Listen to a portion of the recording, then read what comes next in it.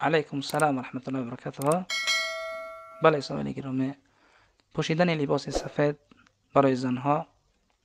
البته اگر این لباس واسع باشد و لباس واسع باشد و همچنین به هیئت لباس زنها باشد، یعنی زنهای مؤمنه، زنهای مسلمه، و همچنین اگر این لباس شباهت و مانندی نکند به لباس مردان یا به لباس اهل کفر،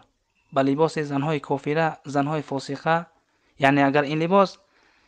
لباس مفتون کننده و جلب کننده برای نظر مردان نباشد، انشاءالله جایز است در بر کردن، یعنی پوشیدنش برای زنها، ولیکن بهتر و افضلتر ترک کردنش است. ترک کردنش لباس سفید را برای زنها، زیرا که غالبا این لباس سفید مانندی میکند به لباس مردان. غالبا مردان لباس سفید را در بر میکنند و همچنین این یک نوع جلب کننده می باشد برای زنها، یعنی که اگر زن این لباس را در تن میکند جلب کننده می باشد نظر مردان را، خصوصا اگر زن در کشور یا که در هم مکان که جایی که باشد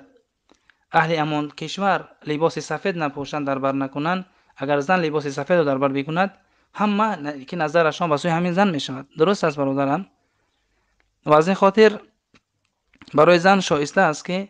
این لباس را ترک بکند، یعنی شایسته نیست برای زن لباس سفید، خصوصا زن مؤمنه، زن عفیفه و پاک دامن،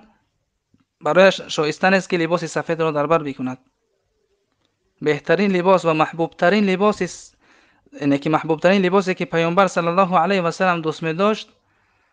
به سوی پیامبر محبوب این لباس را دوست می داشت برای زنها لباس سیاه بود و محبوب ترین لباس به سوی پیامبر صلی الله علیه و سلم لباس سفید بود برای مردان، نه برای زنها.